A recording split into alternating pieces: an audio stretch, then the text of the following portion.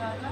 మరొక నూతన దినాన్ని ఇచ్చి ఆయన కృపలో వర్ధిల్ల చేస్తున్న దేవుడికి స్తుతులు స్తోత్రాలు చెల్లిస్తున్నాం.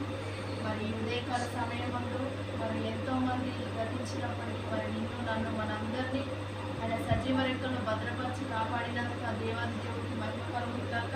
మరి వాగ్దానం చూసుకుందాం. యెషయా గ్రంథము 43వ అధ్యాయము 18వ వచనం. మునుపటిని జ్ఞాపకము చేసుకొనకుడి, పూర్వకాలపు సంగతులను తలంచుకునకుడి.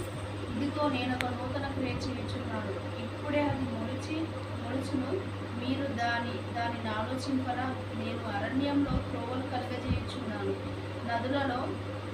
ఎడారిలో నదులను పారజేయుచున్నాను. నేను ఏర్పరచుకున్న ప్రజలు త్రాగుటకు అరణ్యంలో నీళ్లు పుట్టించుచున్నాను, ఎడారిలో నదులు కలగజేయుచున్నాను. అడవి జంతువులను, అడవి కుక్కలను, నిప్పుకోళ్లను నన్ను గణపరచును. అంటే ఇక్కడ ఏమవుతున్నాడంటే మునుపటి సంగతులు అంటే నిన్నటి మొన్నటి మనల్ని ఎవరైనా బాధ పెట్టినా, ఎవరైనా మనల్ని హేళన చేసినా, మనకు ఏదైనా రావాల్సింది రాకపోయినా దాని గురించి మనం ఆలోచించుకుంటుంటాం. మరి నేను అనుకున్నాను రాలేదు అని మనం అనుకుంటాం. ఇక్కడ ఏమంటున్నాడంటే వాటిని జ్ఞాపకం చేసుకోవద్దు, అది గతం అయిపోయింది. పూర్వకాలపు సంగతులు తలంచుకోవద్దు. అంటే మొన్న జరిగింది, నిన్న జరిగింది, ఈరోజు జరిగింది, ఈ క్షణమే మనది. కాబట్టి ఇక్కడ ఏమంటున్నాడంటే నేను ఒక నూతన క్రియ చేయబోతున్నాను.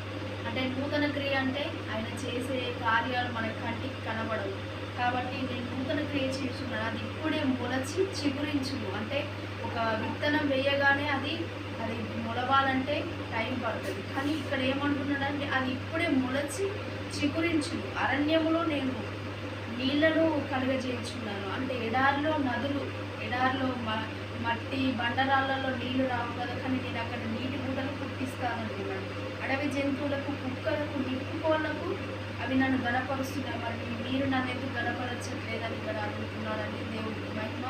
అంటే మనం దేని గురించి ఆలోచించిన అవసరం లేదు, ఏది ఎప్పుడు ఎలా ఇవ్వాలో మా దేవుడికి తెలుసు. కాబట్టి మరి ప్రార్థన చేసుకున్నాం.